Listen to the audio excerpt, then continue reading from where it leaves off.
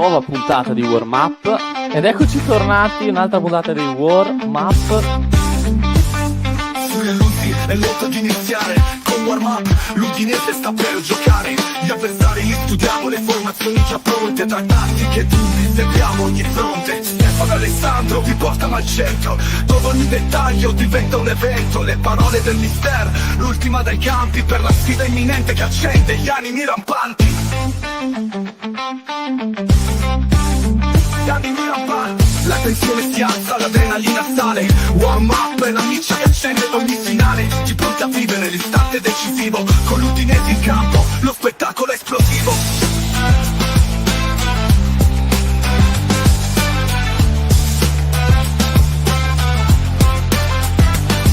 La tensione si alza, l'adrenalina sale. Warm up è la miccia che accende ogni finale. Tutti pronti a vivere l'istante decisivo, con l'Udinese in campo, lo spettacolo è esplosivo.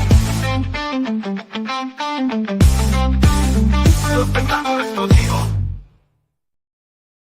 Lo spettacolo è esplosivo, anche se non c'è Stefano Pontoni, che salutiamo. Tempi di recupero, Jesse. Tanto do il benvenuto a Jesse. Come stai, Jesse? Buonasera a tutti, tutto bene? No, parlavi di tempi di recupero fuori onda di Stefano Pontoni, che sono un po' simili a quelli di Davis dell'anno scorso. Cioè non si può mai capire quando tornerà. No, scherzi a parte, tornerà prossima settimana. Dai, gli abbiamo dato una settimana di riposo, un attimo per recuperare al meglio, e poi dopo sarà di nuovo dei nostri. Chi è sempre ai nostri è Ryan. Ciao Ryan, come stai? E Daniele, ciao Daniele, un saluto, grazie per seguirci.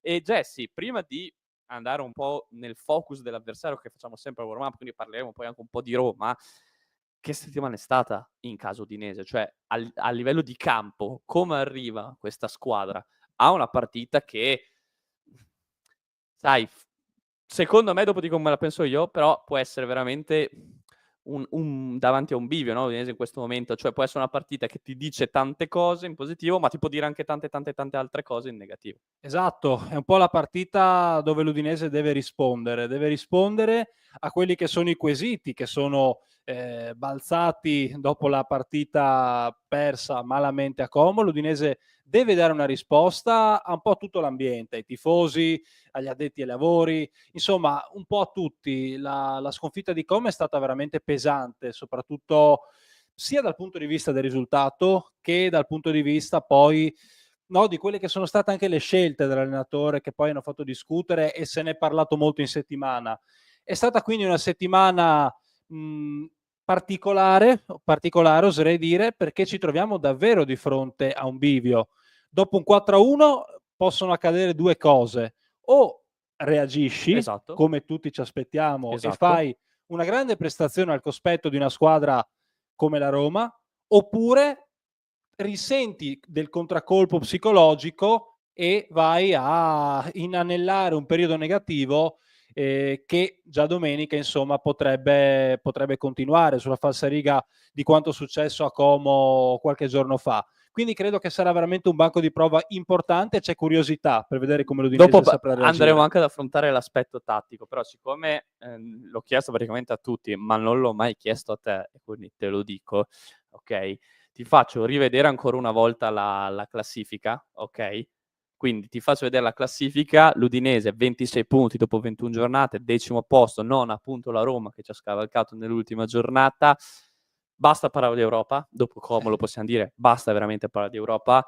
Con quanta preoccupazione, ti chiedo Jesse, bisogna guardare alla zona retrocessione, visto che c'è un po' di gap, però come abbiamo visto la classifica è veramente tanto corta. Sì, certo che passare da parlare di Europa a parlare di retrocessione, di zona retrocessione nel giro di una settimana è davvero qualcosa di particolare e di strano. Quindi credo che comunque bisogna andare un po' coi piedi di piombo, bisogna saper vivere il momento in maniera, credo, soprattutto equilibrata. Non eravamo dei campioni prima, non siamo scarsi ora, quindi assolutamente ci vuole equilibrio e ovviamente la classifica comunque parla. Dopo tante partite abbiamo perso quella che era la 9ª posizione, che un po' avevamo anche consolidato nonostante ormai da qualche mese la squadra si sia assestata su questo trend negativo, non pienamente convincente quantomeno.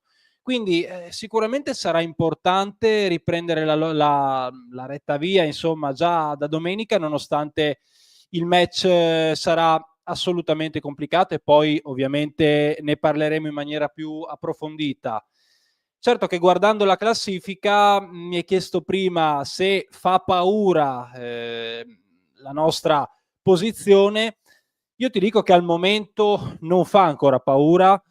Perché? Perché ci sono ancora tante squadre in mezzo tra, insomma, il terzultimo posto e noi. Siamo decimi, siamo ancora in una posizione piuttosto tranquilla, ma certamente non si possono fare scherzi, nel senso che questa squadra ha bisogno di tornare a raccogliere punti, ha bisogno di convincere, ha bisogno di fiducia, di ritrovare quella fiducia che una sconfitta pesante come quella contro il Como ti può far perdere. Quindi credo che sia molto importante resettare dopo una batosta del genere.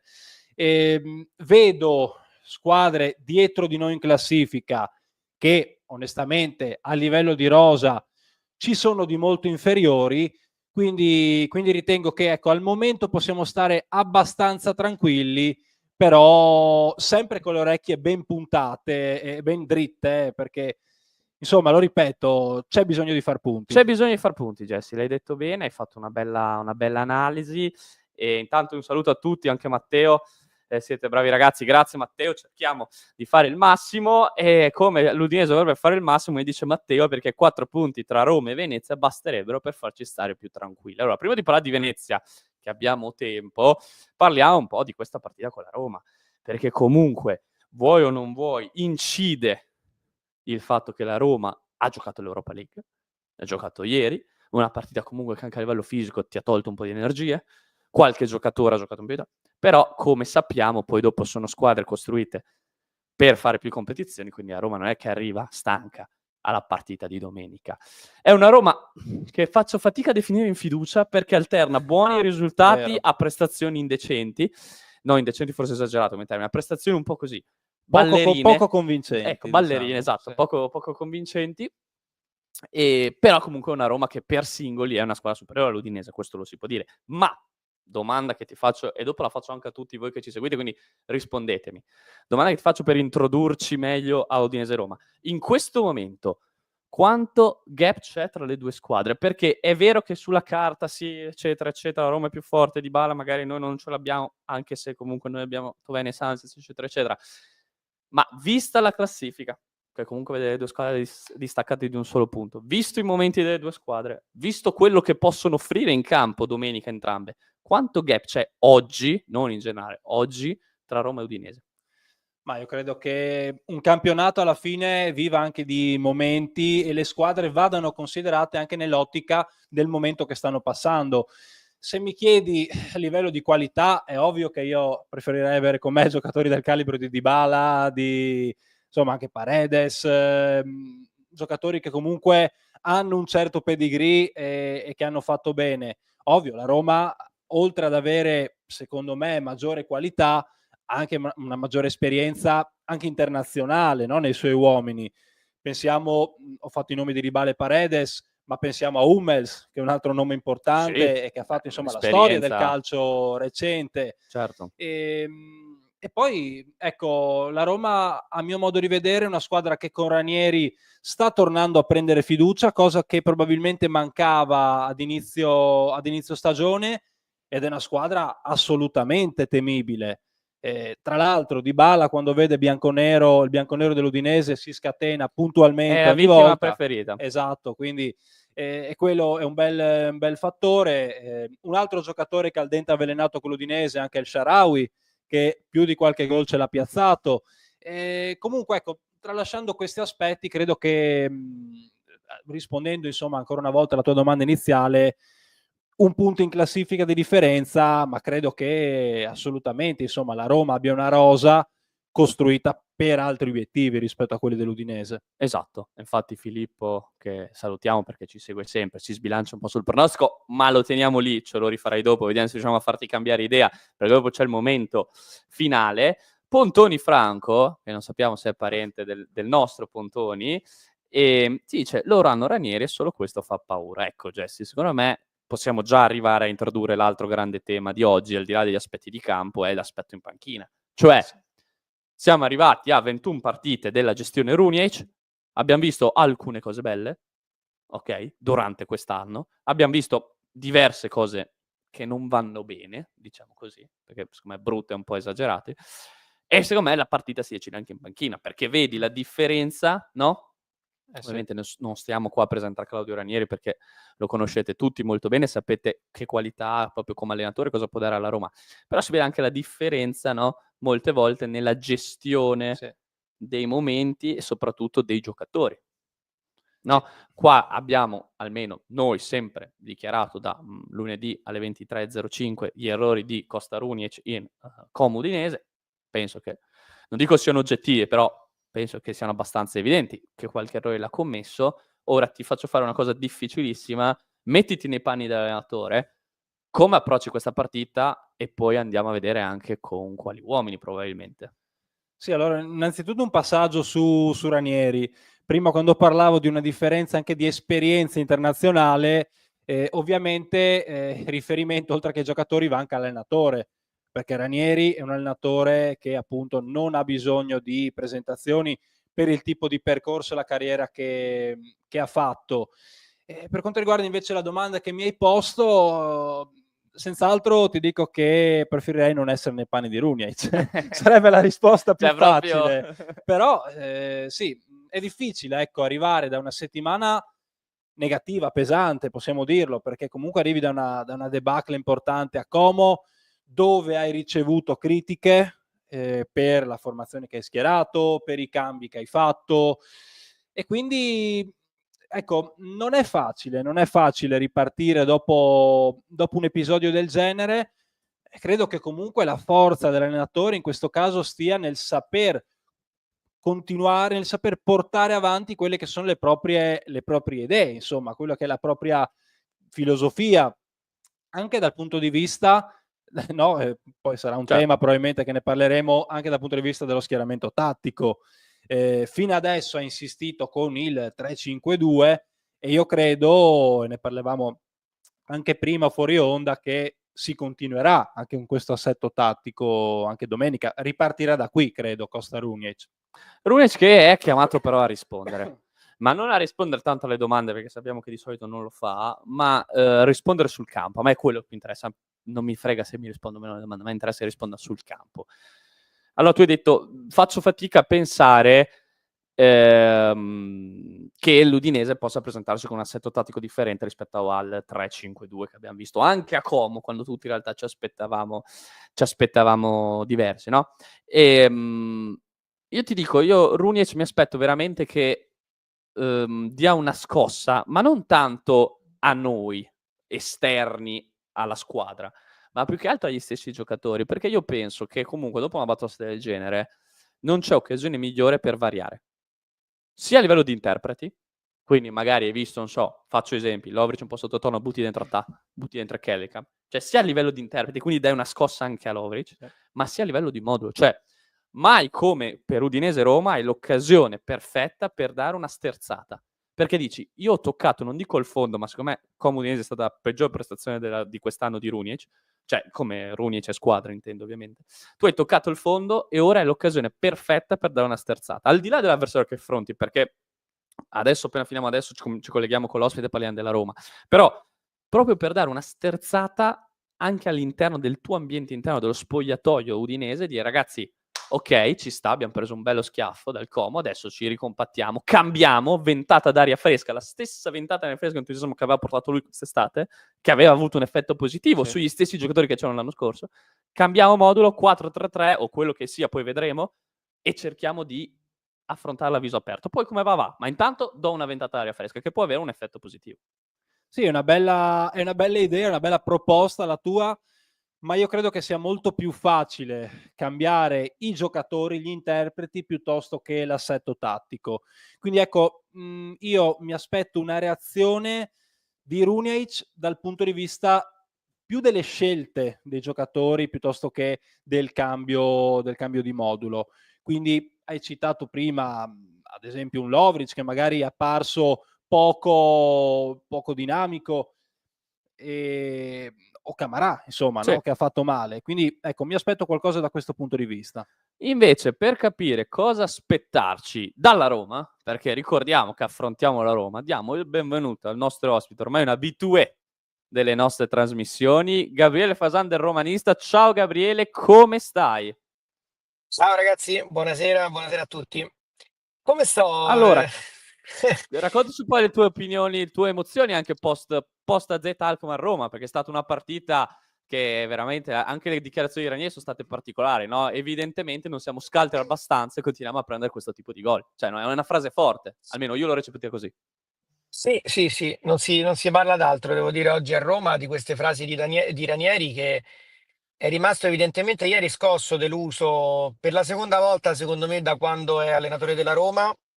Ci si era trovato in questa situazione dopo la batosta di Como, che insomma vi sentivo che ne parlavate, il Como è stato letale Mhm. per tutti e due.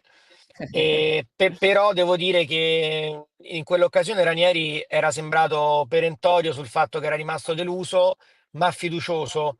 Il Ranieri visto ieri non ha lasciato grandissimo spazio alla fiducia perché è stato molto pesante nei confronti dei giocatori. È una costante che qui alla Roma purtroppo stiamo vedendo da tutti gli allenatori, sia Mourinho sia De Rossi stesso a un certo punto l'anno scorso durante la stagione aveva fatto proprio riferimento a questo aspetto di errori, di continue, diciamo, lacune anche individuali. E poi è arrivato Juric che a un certo punto ha parlato di mentalità ed è stato esonerato dai giocatori di fatto, perché Sì. Juric, prima della partita con la Dinamo Kiev di Europa League, aveva parlato proprio di questa mentalità che non c'era e la squadra, la Dinamo Kiev l'ha battuta perché non poteva non batterla perché è stata una non squadra, ma dalla volta dopo è iniziata la parabola discendente di Juric perché la squadra evidentemente lo ha mollato. Inconsciamente, non è che si parla di giocare contro l'allenatore, ma se il tuo capo tutti i giorni ti dice che non funzioni, evidentemente Ovvio. anche tu dai qualcosa in meno.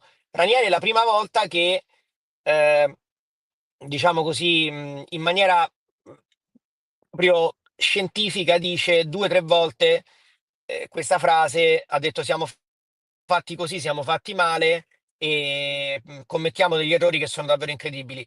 È quello che vedono anche le persone che guardano la Roma. Cioè, la Roma fa delle cose in campo a volte che sono incomprensibili, al di là delle grandi qualità che hanno alcuni giocatori, non rispecchiano quello che valgono, non lo rispecchiano in campo e questo è quello che fa dannare, penso, un po' tutti all'interno dell'ambiente Roma, però certamente le parole di Ranieri di ieri sono state forti. Non so che tipo di contraccolpi avranno, perché sapete, noi siamo qui al quarto allenatore in un anno e terzo in questa stagione. Certo. Credo che i giocatori hanno ben poco da mollare Claudio Ranieri in questo momento, anche perché Claudio Ranieri ha un contratto da dirigente per la Roma per l'anno prossimo Mm-mm. e deciderà l'allenatore insieme ai Friedkin, non si sa bene quando, ma immaginiamo che lo farà perché è scritto in un comunicato, quindi i giocatori non possono più di tanto, tra virgolette, passatemi il termine, mollare Claudio Ranieri. Tra l'altro, adesso con tutto che siamo molto delusi, però insomma le strade della Roma in questo momento non sono del tutto chiuse, né l'Europa League né tutto sommato il campionato, magari parecchio passerà anche dalla partita di Udine, ma neanche dal punto di vista della Coppa Italia. Quindi buttare nel cestino oggi la stagione della Roma perché siamo molto delusi dall'ennesimo capitombolo, tra l'altro esterno, secondo me sarebbe troppo. Ecco, infatti è un po' questo, no? Questo continuo. Tu hai detto un discorso molto interessante perché hai cercato un po' anche di, nel tuo discorso, calmare un po' le acque. Cioè, va bene essere pessimisti per la stagione della Roma perché si poteva e si può ancora fare molto di più, però la Roma è ancora in corsa per più o meno la maggior parte dei suoi obiettivi. Ecco, quindi è una Roma che bene o male può ancora fare tanto in questo campionato. E vedo un po' una somiglianza con la stagione dell'Udinese, che comunque vuoi che ci sono stati tanti passi falsi quest'anno, però se poi andiamo a vedere il risultato esterno, cioè vista proprio da occhi esterni come sta andando Udinese, è più che positivo per ora il cammino, perché vede Udinese che è stata per un mese e mezzo nona, superata proprio dalla Roma l'ultima giornata, è diventata decima, quindi comunque era più o meno la prima squadra che non andava in Europa per un mese e mezzo. Quindi comunque vedo questa somiglianza. Quindi ti chiedo, visto che tu hai occhi esterni, Gabriele, che idea ti sei fatto dell'Udinese fino a questo momento e anche di Runiec? Perché l'hai avuto modo di vedere alla prima di Juric all'Olimpico, quel 3-0 che probabilmente non c'è stata partita, però poi dopo la Roma è cambiata tanto, perché è cambiato Juric, eccetera, eccetera, l'hai spiegato molto bene tu, ma è cambiata anche un po' l'Udinese rispetto a quella prestazione opaca vista all'Olimpico. Sì, guarda, a me esternamente, devo dire, la stiamo guardando da un po' perché la classifica, come dire, ci accomuna la zona, no? Sì, Quindi l'ho guardata è con strana occhi sta anche cosa. abbastanza interessati, ma sì, no, è strana perché purtroppo per noi è abbastanza insolito che la Roma sia in quelle circostanze di classifica, però l'Udinese, al di là di essere, come sapete bene, una squadra che noi qui guardiamo con simpatia, e questo credo che non cambierà né prima né dopo le partite di calcio, perché c'è proprio un'amicizia rinforzata, fatemi dire, anche negli ultimi anni, anche per la civiltà che ha dimostrato la città di Udine nei confronti della Roma in generale. Ma tolto questa parentesi, diciamo, romantica, devo dire che a me la squadra non dispiace, ha delle ottime individualità che facciamo fatica a pensare che l'Udinese potrà, diciamo così, tenere a vita, perché ci sono dei giocatori interessanti che, come sempre è stata nella tradizione dell'Udinese, a un certo punto l'Udinese vende per riciclarsi nuovamente con dei nuovi talenti. Le individualità buone, l'allenatore sinceramente non l'ho inquadrato benissimo perché Ok. mi era sembrato partire molto bene, poi a un certo punto c'è stata una piccola flessione, però sicuramente diciamo, il cammino che finora ha fatto l'Udinese è un cammino abbastanza in linea con quelle che sono le sue prerogative, credo, le sue aspettative. Poi, sinceramente, poi le stagioni a volte a noi sembra che c'è un periodo in cui sei in crisi, però poi magari bastano 3 o 4 partite in Serie A che diciamo, scusate le luci, sembra una discoteca, ma non sono in discoteca. No, sì, Eh, sì. Classico lavoro da sì. giornalista, diciamo così, che siamo sempre in Sì, movimento. esatto, sono appostato in movimento. No, però dicevo appunto, le stagioni a un certo punto con 2 o 3 partite o 4 partite ti cambiano. Se voi pensate che Sì, alla Roma, all'inizio dell'avventura di Ranieri, per 3 o 4 partite, anche all'inizio è andata malino, ma quando la squadra si è cominciata a riprendere un pochino, qui a un certo punto si parlava di retrocessione. Ora, con tutto il rispetto per le squadre che sono invischiate nella retrocessione e che storicamente sono invischiate nella retrocessione, io ho sempre sostenuto che la Roma è una squadra che in Serie B o comunque nelle zone basse per tutto il campionato non ci sarebbe stata, non c'è proprio il rischio minimo perché ha dei valori che nonostante l'incostanza e quant'altro non, non può trovarsi in quella situazione e credo la stessa cosa dell'Udinese. L'Udinese me l'aspetto una squadra che romperà le scatole anche per la Conference League fino alla fine a tutti, perché addirittura. io credo che possiamo rientrare sia noi che voi, cioè nel senso noi siamo in una situazione in cui qui si dice ormai il campionato è andato, chi se ne frega. È chiaro che è andato perché la Roma vuole tornare in Champions, però ci sono le possibilità matematiche anche proprio guardando l'andamento delle altre squadre. Se voi vedete la Fiorentina che sembrava una macina, adesso si è fermata, ha rallentato e la Sì. Fiorentina è più su. Però lì arrivare settimo, ottavo, secondo me squadre come la Roma, l'Udinese, il Torino, squadre che sono lì che stanno purtroppo a bagnomaria, almeno noi a bagnomaria, l'Udinese, ripeto, un po' meno perché parte con delle ambizioni più basse, però si può tornare in corsa anche con chiaramente con il campionato a 3 punti ormai da 20-30 anni. La classifica si accorcia e si allunga in breve tempo, motivo per il quale, come vi dicevo, qui si è passati, ma è una caratteristica tipica di Roma, si è passati da andiamo in B a adesso possiamo tornare in Europa League. La realtà è che la Roma è una squadra svuotata e difficilmente riuscirà a fare il miracolo di tornare in Europa dal campionato. E per Europa intendo anche la Conference League, perché continuando questo ruolino in trasferta non ce la fai. E questo è l'aspetto che forse è più preoccupante, è proprio questo, che la Roma in casa ha una marcia, non dico da Champions, però sicuramente non da 12° posto, in trasferta ha una marcia sì da Serie B, assolutamente. Infatti l'ultima trasferta vittoriosa della Roma è proprio a Udine. Ricordiamola questa cosa. Diciamo Quei che non so 20 se siete minuti, dai. scaramantici, però fossi in voi, questa cosa al contrario, vi dico la verità, mi preoccuperebbe quando noi Infatti siamo vediamo parecchio squadre. preoccupati.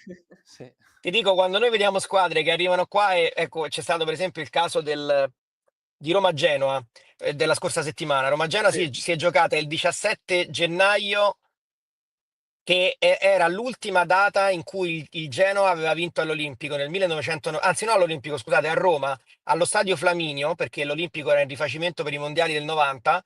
Il 17 gennaio 90 il Genoa vince a Roma, vince al Flaminio e non aveva mai vinto all'Olimpico. Noi abbiamo giocato col Ok. Genoa di venerdì 17 gennaio, i tifosi della Roma dicevano è la volta buona perché poi i grandi numeri a volte. Ora, ovviamente non voglio dire perché, vi ripeto, io credo che la Roma sia una squadra svuotata, non so che cosa farà domani, che cosa farà domenica, perché non so neanche che formazione vorrà fare Ranieri. Qui abbiamo il dubbio se farà turnover, se non farà turnover, se metterà comunque i titolari che ormai state vedendo più o meno sempre. Non Sì. abbiamo assolutamente idea. Claudio Ranieri non parlerà prima della partita perché ha parlato ieri sera e ci è bastato, devo dire. E quindi non riesco a fare nessun tipo di previsioni per la partita, però fossi in voi questa preoccupazione di grandi numeri ce l'avrei. E allora, siccome non possiamo fare provvisioni di campo a livello di uomini giocati, perché ci hai detto che Ranieri non parlerà e c'è un po' ancora questo mistero se turnover o no, ti chiedo, fammi un po' la tua previsione di quello che potrà essere la partita domenica. Cosa ti aspetti? Guarda, io mi aspetto che faccia un po' di cambi perché sarebbe disumano che non li facesse, e mi aspetto anche cambi importanti, perché ad esempio io credo che Dybala non, a meno che il giocatore non dia una disponibilità a dire ti gioco sia questa che le prossime due.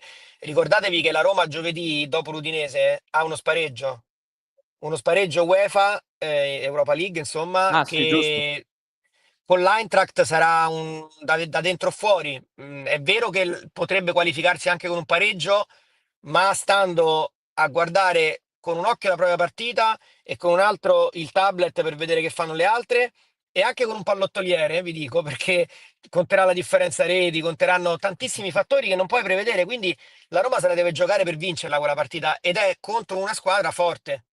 Non la più forte forse che ha incontrato perché per me rimane il Tottenham, però la seconda più forte. Quindi questo condizionerà per forza le scelte di Ranieri. Quindi Dybala non me lo aspetto. E al suo posto mi aspetterei Pellegrini, che comunque è stato recuperato, sta vivendo un periodo molto negativo, al di là del gol al derby è risparito subito dopo. Certo. Però credo che se non avrà spazio in una partita del genere sarebbe un problema. Mi aspetto Sule che deve prendere confidenza. Ieri è stato tra i meno peggiori, quindi me lo aspetto. È un giocatore fresco che la Roma attende veramente da settembre, e probabilmente potrebbero fermarsi Koné e Dobbik, che sono sempre presenti ed entrambi hanno problemi al ginocchio, anche se si pubblicizza poco, ma sono due giocatori che stanno giocando in condizioni veramente precarie, soprattutto l'ucraino, perché Koné ha questo tutore al ginocchio, ma gli si chiede il sacrificio. Lui ha un fisico bestiale, quindi sta giocando, però è reduce sempre da una distorsione che non ha mai praticamente guarito del tutto.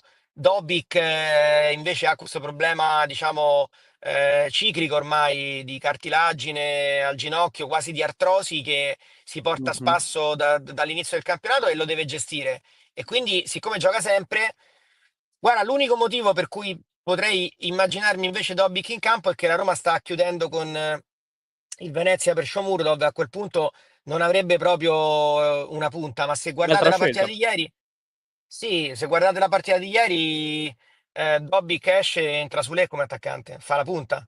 Quindi sta veramente con la rosa un po' diciamo accorciata, perché non si può dire che la Roma abbia una rosa corta, ma ce l'ha accorciata perché alcuni giocatori sono dei fantasmi. Per esempio Hermoso Certo. è sparito completamente, eppure è un giocatore che servirebbe come il pane in una partita come quella con l'Udinese, perché dovresti far riposare Hummels che non può giocare sempre, ad Alkmaar ha riposato Mancini che non era stato bene. La Roma è in una situazione veramente complicata, quindi fossi nell'Udinese proverei a giocarmela a viso aperto per provare a mettere ulteriormente in difficoltà. È una squadra che non vince in trasferta da 18 partite e i risultati utili che ha ottenuto sono stati alcuni anche un po' per il rotto della cuffia, come è accaduto a Bologna o come è accaduto con il Tottenham in Europa League. Quindi ti dico, siamo abbastanza pessimisti e preoccupati perché oggettivamente quello che sta esprimendo la squadra non è assolutamente alla sua altezza. Quindi lo sai, Gabriele, come ultima domanda, visto che sei un po' preoccupato, preoccupati ancora un po' di più e sforzati a farmi sto pronostico. Lanciati nella tua previsione.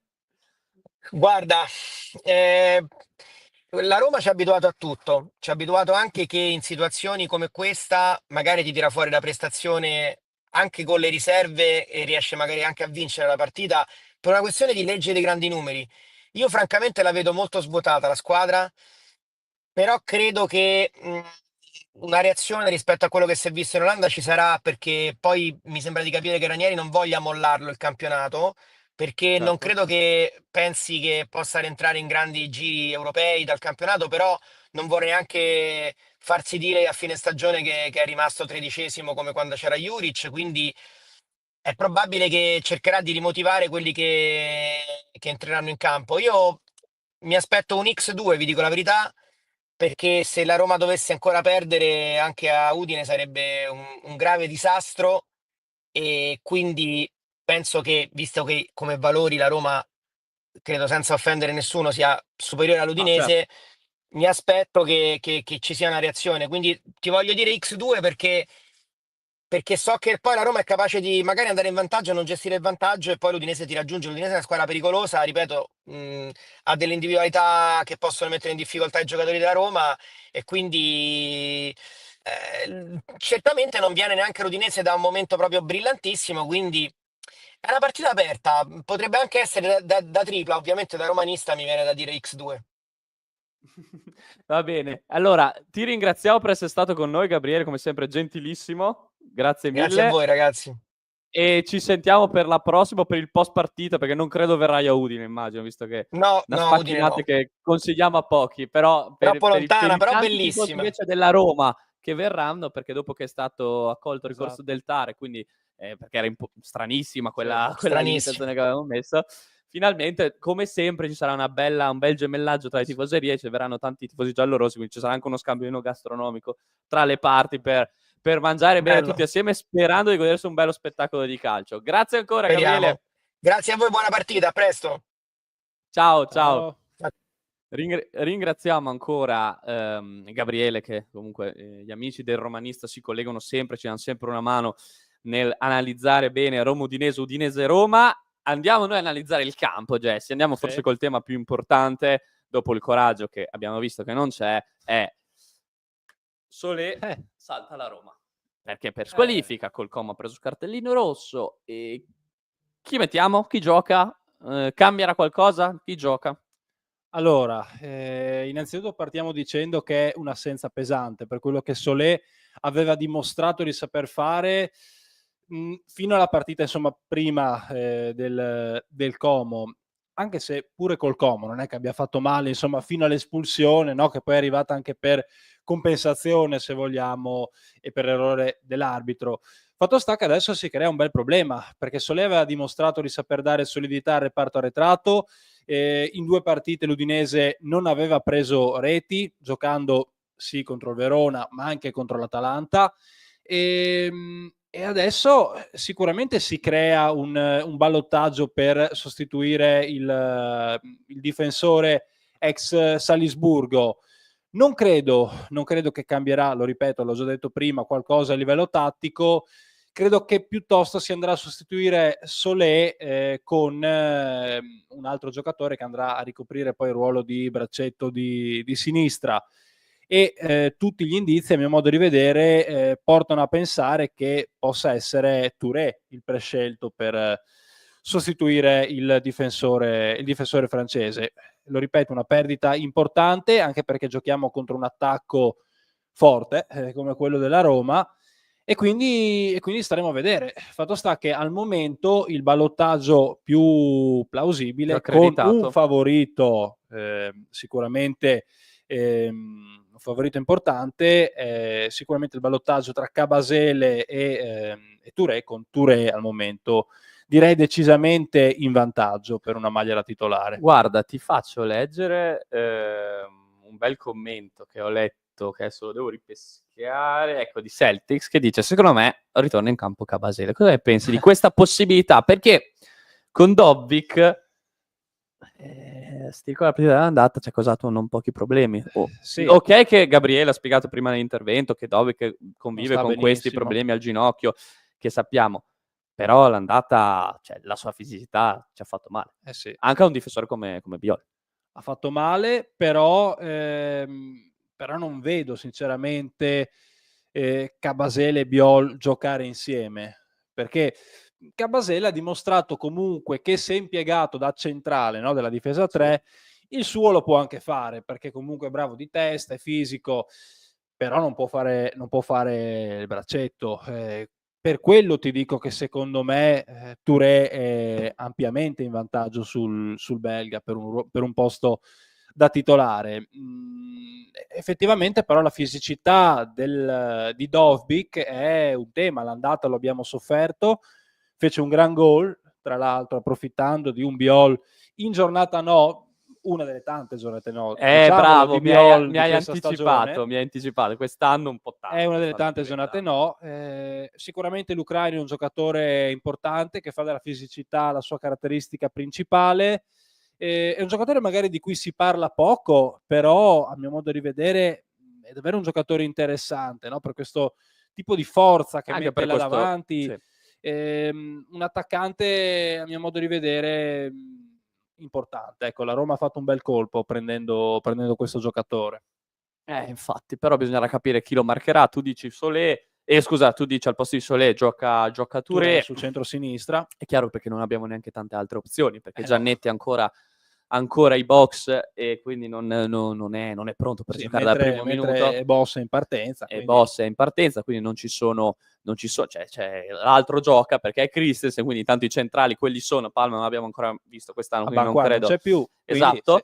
Chi invece arriverà, a proposito è un altro centrale, è in arrivo Valentin Gomez, probabilmente si dice, devo ancora capire bene la pronuncia, e viene dal Vélez, stessa squadra di Giannetti, stesso trasferimento dal Vélez a gennaio in casa udinese per un difensore centrale argentino, 10 anni più giovane. Sì, 10 anni più giovane, caratteristiche tra l'altro completamente opposte rispetto ai nostri difensori, perché stiamo parlando di un centrale di 1,81 m, quindi piccolino in confronto a un Touré piuttosto che a un Christensen. È un giocatore che probabilmente mancava per due caratteristiche. Innanzitutto il fatto di essere un giocatore di piede mancino, cosa che noi non abbiamo in quel caso, no? Perché siamo costretti ad adattare Solé, in questo caso sulla sinistra. Solé è un destro di piede. E poi un difensore rapido, veloce, un giocatore dalle caratteristiche, no, tipicamente argentine, garra, la grinta, no, come si dice, interventi sempre energici. Scusate, giocatore veloce. Ti sei emozionato talmente tanto a parlare di che sei partito. Dicevo, un giocatore veloce, che mancava un po', no, alla nostra difesa, dove sono tutti alti, sono tutti fisici, però manca quel tipo di caratteristica. Il giocatore arriverà nelle prossime ore, no? È atteso in Italia. Sì, diamo un po' di dettagli, cioè manca ancora la fumata bianca, no? Questo questo ok definitivo, che una volta che hai Sì, che però definito è tutti gli nell'aria. ultimi dettagli, no? Quindi sarà ancora veramente questioni anche burocratiche, no? Sai, di contratti, eccetera, eccetera, da sistemare, ecco, quelle cose un po' quei cavilli burocratici lì, definiamoli così. Però colgo l'occasione per dare ulteriori dettagli rispondendo alle domande. Ci fanno: lo tesserano adesso o a giugno, allora è un prestito fino al termine della stagione con diritto di riscatto per una cifra attorno 8 agli milioni e 8 mezzo. milioni e mezzo, quindi comunque è un giocatore per il quale, se poi dopo l'Udinese vorrà decidere di prelevarlo a titolo definitivo, farà un investimento importante, perché per un difensore centrale, come hai detto tu, classe 2003, 1,81 m, quindi un palleggiatore, uno a cui piace, che può giocare sia come centrale che come Sì, ha largo fatto a anche sinistra. il terzino. Quindi mi viene da pensare o come braccetto sinistro in una difesa 3 o come laterale sinistro in una difesa 4. Faccio fatica a pensarlo come laterale invece, scusa, come centrale in una difesa 4, vedrei più laterale Sì. a sinistra. Comunque si tratta di un investimento che l'Udinese, in caso dopo, come per Luca, un investimento importante. Poi dopo, se è bravo a valorizzarlo, dici ok, sono pochi alla fine questi 8 milioni e mezzo. Se poi dopo però lo valorizzi come Luca, cioè esatto, lo valorizzi come, se invece poi non lo valorizzi, magari non decideranno di riscattarlo, e quindi dopo si penserà a rispedirlo. Ma faccio fatica a pensare adesso in futuro, perché ovviamente dobbiamo ancora Pensiamo vederlo al giocare. presente, Pensiamo al esatto. presente e vediamo, Esatto. e vediamo un attimo che giocatore potrà essere anche per Runic, e magari può essere anche quel giocatore che gli dà quel coraggio, ritorniamo sempre a Quella questa parola qualità così, in fase di passare propositiva, a 4, certo. perché questo Udinese, lo ripetiamo per l'ultima volta, perché sennò siamo ripetitivi, però repetita Juvent mi hanno insegnato quando facevo le scuole, questo Udinese deve passare a 4. Ma non tanto perché lo dico io, ma perché te l'hanno fatto capire i giocatori che hai a disposizione. Non Esatto. puoi più giocare col 3-5-2, o almeno, se vuoi giocare col 3-5-2, almeno per sopperire il più possibile alla mancanza di qualità offensiva che hai sugli esterni, metti un 3-4-2-1 come facevi a inizio Come anno, faceva dove all'inizio, almeno esatto. metti un attaccante in più e dai una mano in più in fase offensiva. Ci fa un'altra domanda di mercato, la faccio Jessy, comunque tanto warm up, comunque durante il Ha mese di fatto la gennaio è fusione un delle po' due così, cose è un oggi, po' sì. così. Parliamo un attimo di Audero, Beh, Audero è un nome rispondendo poi che ovviamente alla domanda di Filippo. Audero è un nome che è circolato nelle ore immediatamente post Como come nome possibile per la porta dell'Udinese barra del Watford, perché comunque entrambe le squadre hanno bisogno, ecco, di portieri. Il Watford per l'infortunio del titolare Bachmann, e l'Udinese invece no, dopo la nota vicenda Okoye. Il club bianconero ha già preso Selvik, però effettivamente in queste ore sono in piedi dei ragionamenti sul futuro di Selvik, e credo che proprio per questo motivo stia circolando il nome di Audero, che è un portiere che anni fa faceva parlare bene di sé, poi si è un po' perso recentemente, anche perché al Como è finito a fare la riserva di Pepe Reina, che con tutto il rispetto era un buon portiere 10 anni fa, ma adesso sì, va bene per fare il gruppo, ma e basta, insomma. Però è riuscito a finire in panchina a Como. Vabbè, forse probabilmente anche perché non adatto alle caratteristiche, no, che Fabregas richiede comunque ai portieri, questo gioco da dietro, come abbiamo visto far molto bene anche a Butez, no? Il nuovo portiere che ha preso il Molto, Como, molto, che ha impressionato da questo punto molto, di molto. vista. Veramente è un bel prospetto, cioè un bel giocatorino. Ecco, a proposito di Audero, ti dico la mia opinione. Io non andrei a toccare oltre questo reparto. Sava comunque tra i pali ha dimostrato di avere ottime credenziali. Sicuramente pecca dal punto di vista delle uscite, lo ha dimostrato anche insomma nelle ultime partite, anche a Como il terzo gol, l'autogol di Biol, probabilmente poteva uscire su quel pallone mezzo e mezzo all'interno dell'area piccola. Però ripeto, darei ancora fiducia a Sava, e nel caso poi Selvik comunque non è uno Non è, no, sconosciuto, ecco, è Selvik poi tra sempre l'altro, ragazzi, Selvik non è cestinato, ecco, come portiere, ecco, esatto. perché vedevo già un po' i commenti dicendo no, ma Selvik va al Watford. Attenzione, a parte per due motivi. Il Watford, comunque sappiamo della sinergia Sì. tra le due società, ormai no, è ovvio. potrebbe andare il Watford, potrebbe andare Selvig al Watford per una questione anche perché l'Udinese comunque ci crede su sto portiere e lo vuol far giocare. Come dicevi tu prima, bisogna giocare però anche Sava. Sì, e prendere Audero sarebbe creare secondo me troppa concorrenza, no? Anche per il semplice nome che porta Audero. Bravissimo, Quindi bravissimo. È chiaro che il Watford però adesso ha un problema di prestiti internazionali, quindi un attimo deve sistemare questa cosa qui. sì, però a tal proposito, no, facciamo chiarezza su una cosa, abbiamo scritto nella giornata di ieri, se non sbaglio, c'era la questione Tikvic, no, in ballo, Vai. perché sembrava che fosse stato l'Udinese a richiamarlo dal prestito al Watford e cederlo nuovamente in prestito a una formazione austriaca di cui mi sfugge il nome, Gazer, sì. Gazer, qualcosa del Adesso devo andare a genere. cercare anch'io perché così. Ecco, in realtà Gianluca Nani ha fatto un po' chiarezza su questa vicenda, dicendo che quello che inizialmente era stato un prestito a fine luglio di Tikvic dall'Udinese al Watford, ad agosto poi è diventato un trasferimento a titolo definitivo, tanto che il difensore croato ha firmato un contratto di 4 anni con il Watford, però ecco, questa cosa non è stata annunciata alla fine, ecco perché si è creato questo disguido. Comunque ecco, ci ha pensato ieri Nani a fare chiarezza su questo caso.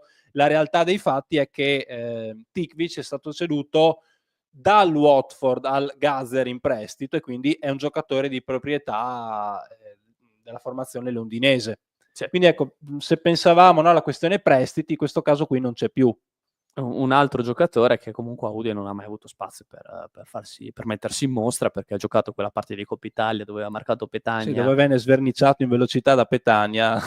Credo era uno dei pochi che ho visto essere sverniciato da Jesse Petagna. sempre molto tranquillo. Però non fece male nel complesso. Vabbè, esatto, Nel però è complesso non chiaro fece che... male, No, però, certo. però insomma, farsi saltare in velocità da Petagna Certo. mi lascia un po' perplesso. Ecco.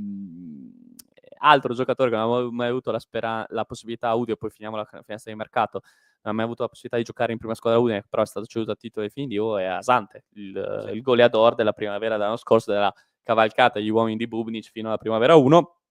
18 gol più 3 nei playoff, adesso se non ricordo male vado a memoria, e mandato in prestito quest'estate allo Charleroi in Belgio per trovare minutaggio, perché ovviamente tra i professionisti, perché Udine non l'avrebbe trovato, e lo Charleroi l'ha riscattato, cioè l'ha ufficializzato il suo acquisto a titolo definitivo già a gennaio, e quindi Raymond Asante è comunque un giocatore ora a tutti gli effetti del Belgio, in Belgio, dello Charleroi. Qua c'è un po' di dibattito, poi passiamo a parlare di formazione. Qua c'è un po' di dibattito su Runiec. Allora io faccio la domanda che Antonio Gatti probabilmente fa a tutti, ma solo a me piace Costa. Ma vi ricordate partite contro Milan Atalanta? Quindi Jesse, tu da persona che ha fatto esperienza di queste 21 partite di Runiec in Serie A e ne ha visto un po' di tutti i colori, alla fine raccontaci un po' il tuo trasporto emotivo per lui. Cioè, è sempre stato amore cieco per lui, è sempre stato diffidenza, è stato un po' un cambio, sta cambiando in meglio nelle ultime settimane, visto magari le prestazioni come quella contro l'Atalanta, o viste le prestazioni come quelle del Como, sta cambiando in negativo il tuo rapporto personale con Runiec? Ma io posso dire che ci sono stati alti e bassi con Runiec fino a questo momento. Ci sono state effettivamente partite dove l'Udinese è stata ben schierata in campo, ha dimostrato aggressività, ha proposto anche a tratti un gioco comunque piacevole, e altre partite, vedi quella col Como, ma anche altre, dove invece è sembrata sempre sbagliare un tempo. Penso al primo tempo di Empoli, penso al primo tempo di Parma, al secondo tempo di Venezia. Quindi ecco, una squadra che comunque, anche quando ha fatto bene, ha sempre lasciato, no, quell'amaro in bocca per tempi di fatto regalati alle avversarie. Adesso non so se sia colpa dell'allenatore, se sia colpa dei giocatori. Sicuramente l'unica partita che mi ha fatto davvero arrabbiare da questo punto di vista è stata l'ultima, perché contro il Como effettivamente ne avevamo già parlato. Credo che Runiec abbia sbagliato tutto quello che poteva sbagliare, dalla formazione ai cambi, agli accorgimenti poi presi durante la partita. Quindi effettivamente mi è rimasto, ecco, questo retrogusto amaro dall'ultima partita. La fiducia comunque Runjaic da parte mia c'è ancora, credo che comunque abbia dimostrato di saper fare un certo tipo di calcio. Forse non è il calcio che tutti ci aspettavamo, perché magari ci aspettavamo un po' più di possesso palla in verticale anche, o almeno me lo aspettavo io. A me piace un certo tipo di calcio. Ecco, un'altra forse nota che mi viene qui in mente, insomma, da menzionare, e forse ho visto troppi passaggi inutili in difesa. Possesso palla sterile. Forse un possesso palla sterile, sì, troppe palle date al portiere, all'indietro, però io credo che lì dipenda molto anche dai giocatori, dal carattere dei giocatori, dal modo di porsi dei giocatori stessi. Perché per esempio, ti faccio l'esempio di Solé, è entrato, ha giocato sempre in verticale il pallone, non gli ho visto fare un passaggio al portiere, quindi sta molto anche nella qualità dei giocatori, secondo me, questo tipo di discorso. Intervengo a gamba tesa sul tuo ragionamento, perché praticamente dai commenti è arrivato una considerazione che è esattamente quello che penso io, no? Quindi te la leggo. Tornando alla partita con la Roma, anche se mi sto rassegnando, ma io non mi sto rassegnando, quindi prendo in parte le distanze dal commento, spero che si giochi con il tridente. Ecco qua dove volevo arrivare, perché se usando l'equilibrio e la prudenza abbiamo preso 4 gol con il Como, non converrebbe allora osare almeno attaccando? Ecco, e qui ti racconto un po', secondo me, un po' la metamorfosi di Runjaic, che non è ancora compiuta, perché Runjaic ovviamente, come lui sta provando a cambiare la squadra, anche lui si sta cambiando il suo modo di allenare, perché per la prima volta allena in un campionato competitivo che è nei top 5 della Serie A, perché finora ha allenato in un campionato, tutto il rispetto, di un livello inferiore, o anche di 2 categorie inferiori.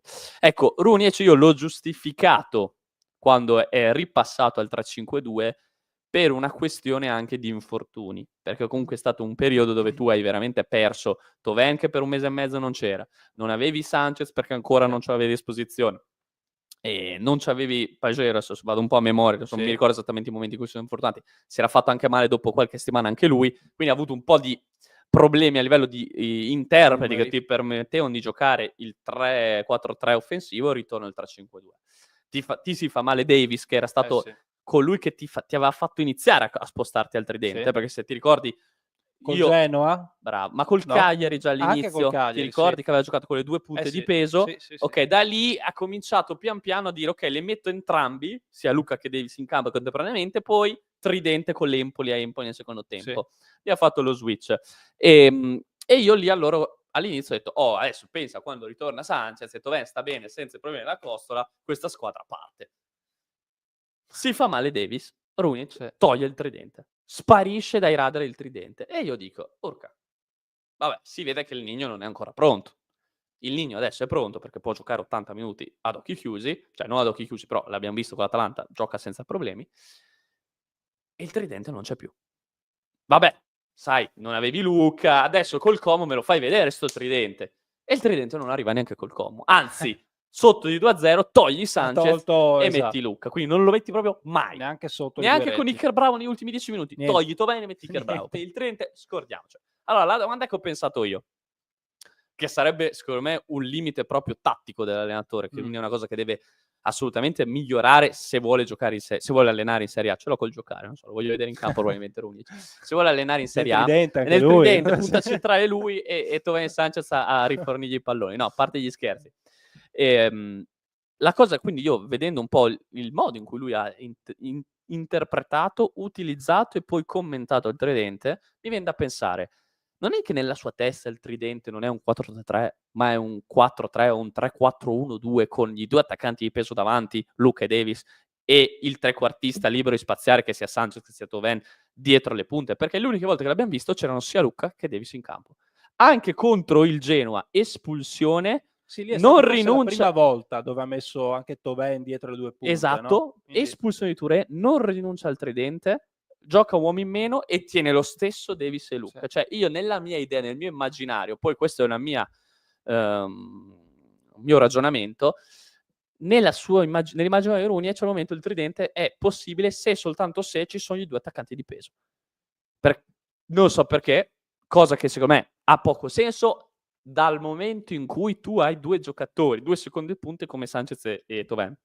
Se avessi solo Thauvin, ti dico ben venga. Non hai altro, metti Thauvin libero di andare dove vuole e gli metti Sì. quei due attaccanti peso. Ma dal momento che hai tanta qualità sulla tre quarti, definiamola così, io faccio fatica, cioè la vedo come una limitazione dello stesso allenatore, che forse deve fare questo step in più dal punto di vista tattico per giocare in Serie A, di pensare, ok, giochiamo con il tridente anche con due attaccanti leggeri.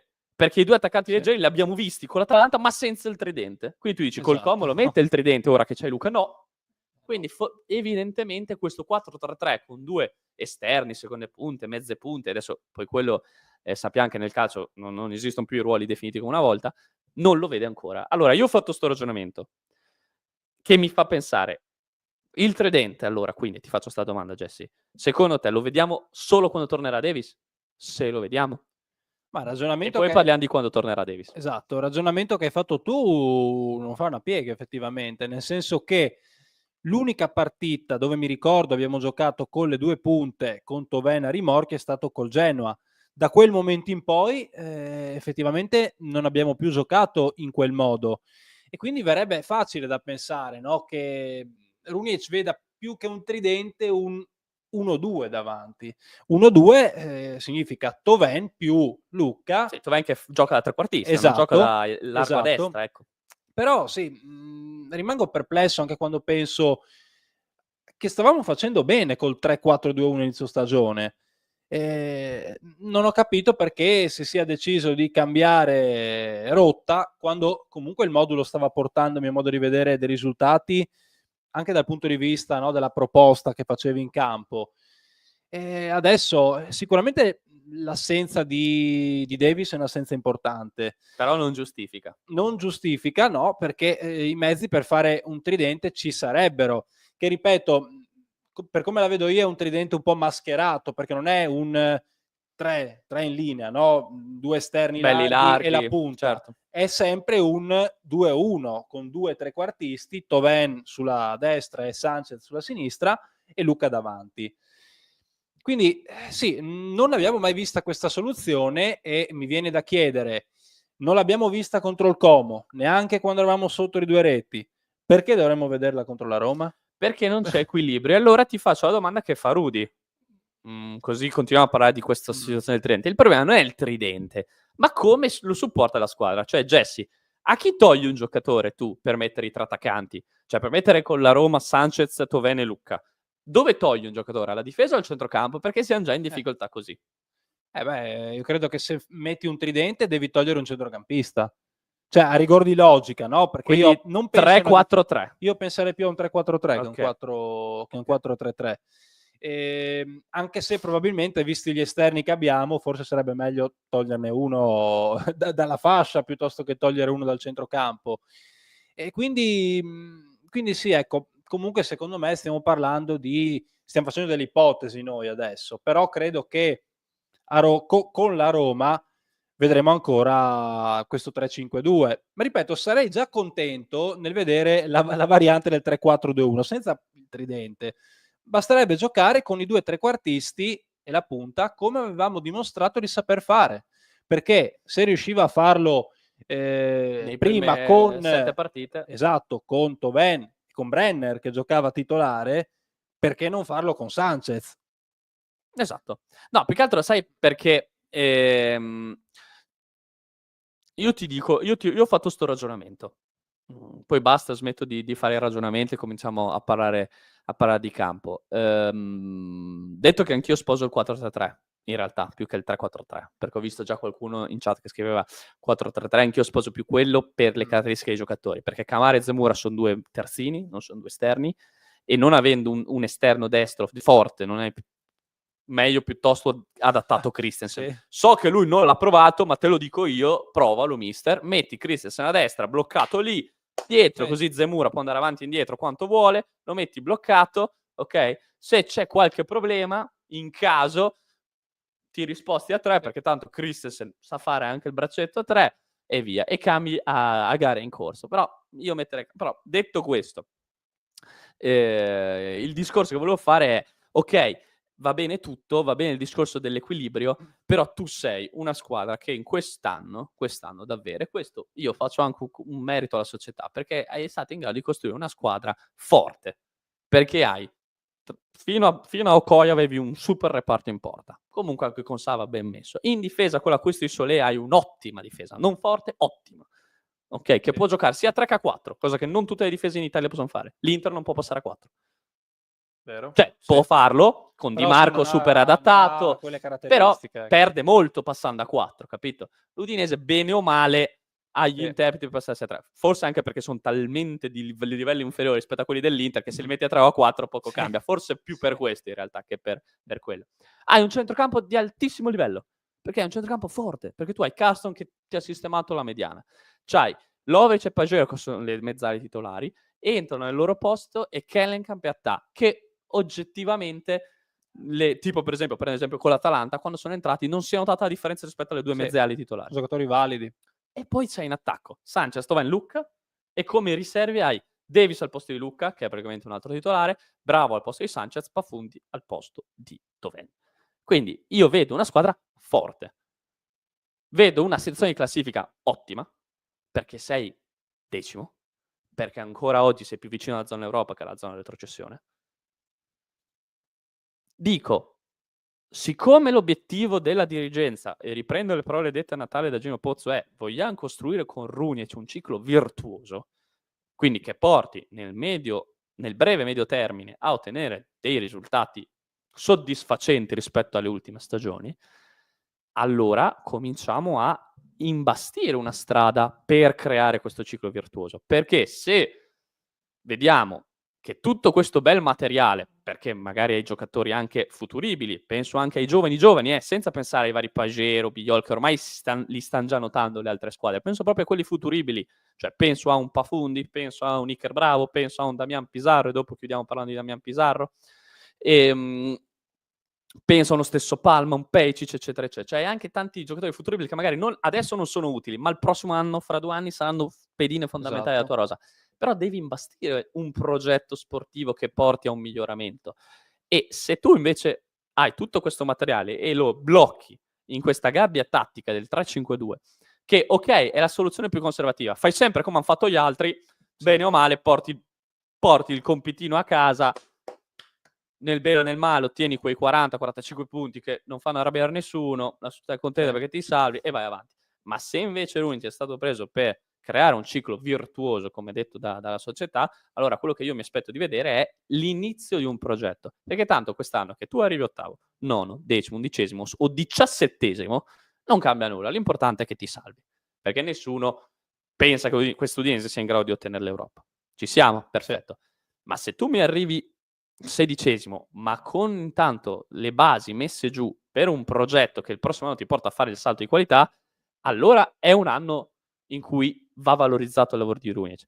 Ma se noi arriviamo a maggio, dopo la partita, l'ultima giornata di campionato con la Fiorentina, che siamo qua al Friuli e diciamo, ok, questo Udinese ha chiuso il campionato a 46 punti, ottima stagione, va bene, siamo tutti contenti, 3-5-2, cosa ce ne facciamo di tutti questi giocatori?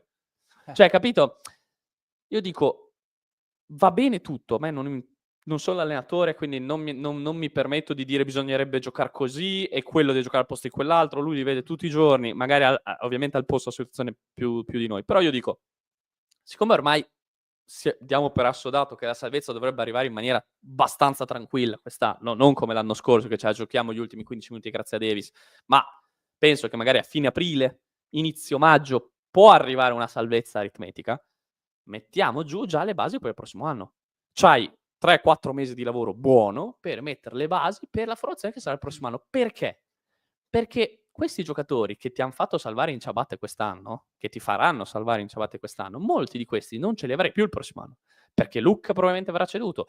Okoye non sappiamo ancora cosa succede, le indagini stanno continuando ad andare avanti, al momento non ci sono aggiornamenti eclatanti, però le indagini stanno andando avanti e sembra esserci più persone coinvolte, quindi probabilmente non sapremo che fine farà Okoye. Giocatori come Biol, Solé, Pagero, vediamo come si muove in estate, perché probabilmente qualcuno di questi potrebbe anche partire, oltre a Lucca, che ahimè, secondo me sarà la grande cessione dell'Udinese, perché io stravedo per lui, ma sarà la grande cessione dell'Udinese quest'anno. Quindi, prossimo anno, e Sanchez sarà un anno più vecchio. Perché anche quello non è da scontare, cioè non è una cosa scontata, è una cosa da rimarcare. Sanchez sarà un Esatto. anno più vecchio, sarà ancora così integro fisicamente, già quest'anno ha avuto i problemi che sappiamo. Quindi, se tu il prossimo anno perdi tutti questi giocatori, perché alcuni li perderai, alcuni magari sono più vecchi, alcuni andranno via, normale, alcuni magari non saranno più all'altezza. Penso magari magari vedi l'Udinese riesce a trovare sul mercato un grande esterno destro e quindi magari non hai più bisogno di Zibue. E allora io dico, e chiudo, e poi sento la tua opinione, e leggiamo anche cosa ci dicono i tifosi da casa. Io dico, se il prossimo anno perdi questi giocatori che ti hanno fatto ottenere la salvezza tranquilla a fine aprile, inizio maggio, e non hai messo le basi per un lavoro propositivo, tu il prossimo anno ti ritrovi punto a capo. Cioè, il secondo anno di Ruiz ti ritrovi con una squadra in cui devi dire speriamo di arrivare a 40 punti, perché non hai messo le basi. Se invece fai un bel 4-3-3, cioè crei un'identità diversa, con magari un 4-3-3, 3-4-3, il modulo, ripeto, non sono io a deciderlo, colpito dall'allenatore, il suo lavoro, viene pagato per quello. Magari un 3-4-3 offensivo, eccetera, eccetera. Togli uno e metti l'altro. Sì, ok, perdere un giocatore come Lucca sarà una perdita molto importante, è vero, perdi un tot numero di gol, quello è vero. Però se c'è già un'identità ben chiara, chi arriva a sostituirlo, o chi di quelli che di solito non vedeva il campo comincia a diventare il titolare a sostituirlo, è chiaro che viene inserito all'interno di un meccanismo che funziona, che è proattivo, e quindi di conseguenza anche lo stesso giocatore nuovo inserito si inserisce meglio, si ambienta meglio e comincia a performare subito. Perché sennò ritorni all'inizio e dici, squadra nuova, Rooney ce la deve sistemare, vediamo. Boh, alterni prestazioni belle, prestazioni brutta, 5-3-1-1, non si capisce, eccetera, eccetera. Arrivi alla fine che dici, anche quest'anno è stato un anno che per fortuna sono rimasto in Serie A, ma non ho prodotto nulla di... nessuna progettualità ho messo in atto, ok? Quindi quello io che mi aspetto di vedere in questo. Per quello ho chiesto, Rooney ci ha chiamato a rispondere, ho messo quella card lì. Perché è chiaro che, ragazzi, con tutto il materiale buono che hai quest'anno, qualcosa devi fare. Non lo puoi fare a livello di risultati sportivi, perché probabilmente questa squadra non è pronta a ottenere la qualificazione in Europa. Va bene, fammelo almeno per un lavoro in vista del prossimo anno. Perché se tu mi valorizzi un 4-3-3 con magari un attacco che impara a diventare una mezzala di spinta box to box, quest'estate arriva l'Atletico Madrid, 20 milioni, si prende Pagero, è già pronto. Esatto. Posto, hai risolto il problema. Tanti saluti a Martin Pagero, una perdita grandissima, però hai già sostituito in casa, pronto, che è già inserito dall'anno prima nel meccanismo, capito? Quindi io questo voglio vedere da Ruiz. Ed è compito suo. E sta qui il lavoro e il merito dell'allenatore nel riuscire a creare un progetto. Se non riuscirà in quest'anno sportivo a costruire un progetto futuribile, allora dopo dovremo fare delle valutazioni sull'allenatore. Ma fino a questo momento ha fatto vedere alcune cose belle, molte non belle. In questa parte restante di campionato nessuno gli chiede di raggiungere l'Europa, tutti gli chiedono raggiungi la salvezza. Io quello che gli chiedo in più è metti le basi per un progetto su 2 o 3 anni. Quello che gli ha chiesto anche la società.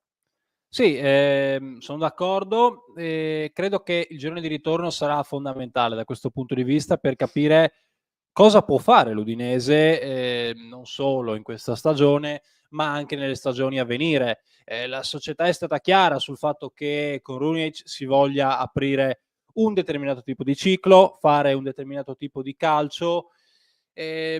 Per quanto riguarda l'analisi sulla rosa, anch'io credo che la rosa sia buona. Ecco, non mi espongo a tal punto da dire che la rosa sia forte, però dico che la rosa è buona. La rosa è buona, è sicuramente migliore rispetto a quelle degli scorsi anni, e i punti che abbiamo in classifica comunque parlano, dimostrano questo tipo di cosa. Credo che la squadra abbia i suoi pregi, così come abbia i suoi difetti. Però allo stesso modo ritengo che, e mi riaggancio a quanto ho detto in precedenza, adesso in una posizione di classifica relativamente tranquilla, relativamente perché comunque siamo di fatto quasi equidistanti, insomma, siamo un po' nella terra di mezzo adesso, decimi in classifica, un po' nella terra di mezzo. Io credo che per stare sereni, ancora una decina di punti almeno bisogna farli. Sì, Non credo ci saranno problemi a farli, perché ripeto, vedo le squadre dietro e vedo squadre che non sono all'altezza dell'Udinese, però appunto qua credo che stia il compito di Rooney, dimostrare la sua bravura facendo capire di essere in grado di proporre un qualcosa di diverso, di proporre un qualcosa di utilizzabile anche in virtù della prossima stagione, perché questa deve essere la stagione dove non chiediamo obiettivi, dove non abbiamo pretese di Europa, Nessun non abbiamo alcun risultato tipo di sportivo. pretese, ma bisogna creare delle basi, creare un'identità di gioco che a mio modo di vedere si è vista a sprazzi quest'anno, fino adesso solamente in qualche partita. I giocatori che ci saranno l'anno prossimo non sapremo se saranno quelli di quest'anno, perché, hai detto bene, Luca, se continua a segnare, probabilmente sarà la grande cessione del mercato. In difesa sicuramente cambierà qualcosa, però le alternative abbiamo dimostrato di averle. Non tanto in attacco, dove ovviamente ci fosse Davis saremmo tutti più contenti, e probabilmente se Davis fosse integro non giocherebbe all'Udinese, perché Sì, con le sì, sue fosse, caratteristiche, sì, sì, sì, insomma, sì. è un giocatore anche da Premier League, media Premier League, secondo me, fosse integro fisicamente. In difesa, comunque, Solé è appena arrivato e credo che il prossimo anno sarà un punto fermo della squadra, dal quale si ripartirà. Ci sono giovani interessanti all'interno della rosa. Hai fatto il nome di Attacco, un giocatore che a me piace molto per l'eleganza, per la qualità, anche un discreto passo in mezzo al campo.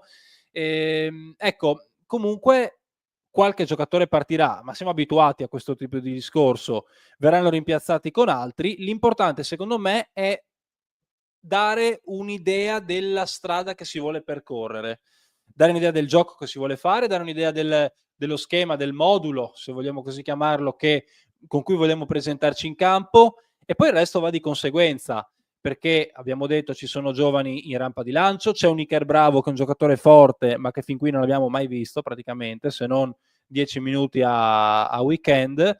Ci sono tanti giocatori sotto che stanno spingendo per farsi vedere, e secondo me quando l'Udinese farà ancora quei punti che servono per avere la tranquillità assoluta, inizieremo a vederli, e mi auguro che inizieremo a vederli, perché allora cioè, lì secondo me Runic deve dimostrare di avere coraggio. E perché tu mi parli di media punti, no? Di punti, esatto. E infatti, se tu continui a giocare così, è un attimo che ricadi nel burrone. Sì, ma lo stiamo dimostrando, perché Cioè, è un attimo. abbiamo perso 4-1 col Como. Tu hai perso 4-1 Sì. contro una squadra che vuoi, gioca bene, tutto quello, fortissima, ma sulla carta Udinese era più forte.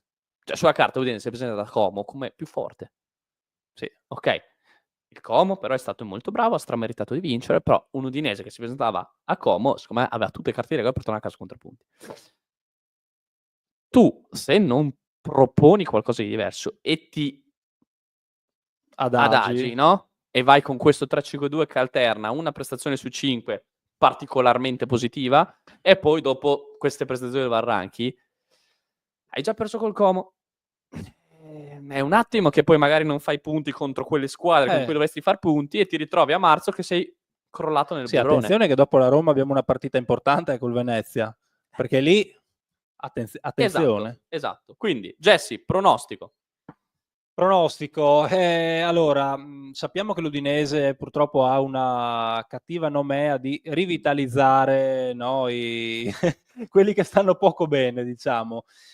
La Roma non vince in trasferta da 18 partite, può essere, adesso il numero mi sfugge, ma dovrebbe essere così, e quindi nonostante io voglia essere ottimista, vedo un Udinese purtroppo sconfitta domenica. Faremo comunque una prestazione diversa rispetto a quella col Como, ma se devo farti un pronostico ti dico 2-1 per la Roma. Poi ovviamente spero di essere smentito e di tirare Filippo dice 1-3, io stento a vedere una vittoria, e secondo me ci avviciniamo a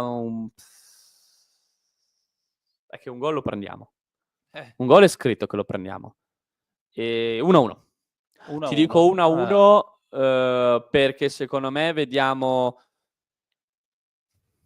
un accenno di reazione. Vediamo un accenno di reazione. Non credo la Roma venga qua credo la Roma venga qua a dominare, perché sennò sarebbe veramente una debacle udinese nell'ultima settimana che preoccuperebbe assai. Vedo un 1-1, cioè un accenno di reazione, però non fai quel qualcosa che ti serve in più per provare a vincere. Comunque un punto non sarebbe da buttare con la Roma. Per carità. A parte che devi cominciare a farli i punti, perché finché sì. non arrivi a 40 non sei tranquillo, quindi devi cominciare a farli i punti, perché sei a 26, ne mancano ancora 14, bisogna cominciare a farli anche contro la Roma. Detto questo, vedo veramente tanti 0-3, 0-3, 0-3, tranne Alessio, che è l'unico che do l'onore di farglielo vedere, che dice 2-1, doppietta Lucca, speriamo. Molti dicono 0-0, 0-2, 0-1, 1-2, l'unica risposta, quindi Jesse ce la darà al campo e Sì. ce la darà proprio domenica, si ritorna a giocare alle 15, si giocava da un'eternità alle 15, non Esatto. ricordo neanche quando è stata l'ultima volta. Grazie per essere stato con me Grazie a te e un saluto a tutti. e ci diamo appuntamento noi invece lunedì sera per parlare di quello che sarà stato Roma Udinese con la Big Band bianconera. Un saluto a tutti. Nuova puntata di Warm Up ed eccoci tornati, un'altra puntata di Warm Up. Sulle luci è l'età di iniziare con warm up, l'Udinese sta per giocare. Gli avversari li studiamo, le formazioni già pronte, tra tattiche e dubbi seguiamo ogni fronte. Stefano Alessandro vi portano al centro, dove ogni dettaglio diventa un evento. Le parole del mister, l'ultima dai campi, per la sfida imminente che accende gli animi rampanti. Gli animi rampanti. La tensione si alza, l'adrenalina sale. Warm up è la miccia che accende ogni finale. Tutti pronti a vivere l'istante decisivo, con l'Udinese in campo, lo spettacolo è esplosivo.